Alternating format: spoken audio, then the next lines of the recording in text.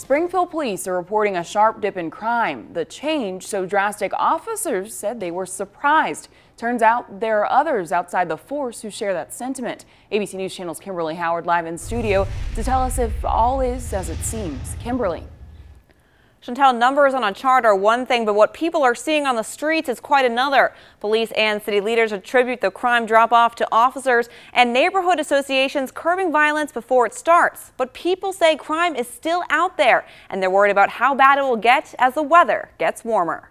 We've been able to lock up several residential burglary rings, and it's bringing our crime stats down. In fact, police say from January to March of this year, there was a 27% decrease in property crimes compared to 2012. Crimes against individuals also dropped 19%. We're getting a lot of these career criminals off of the street, or even our calls for service are coming down. And I think it's all due to the men and women of the Springfield Police Department. But the department didn't stop violence from making headlines. Just last weekend, it became one when two people, including a pregnant woman, were tased and arrested after a fender bender turned squabble with officers. Get on the ground, you get tased. I'm pregnant. You're getting tased.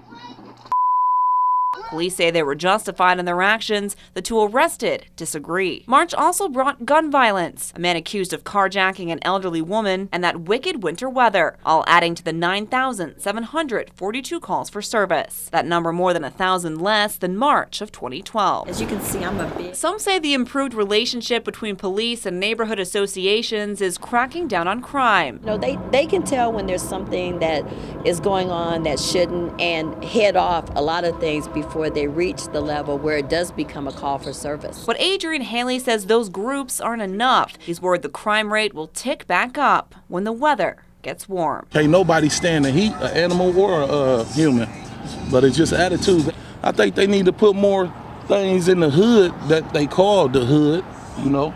They need to put more things in there for the kids, you know what I'm saying?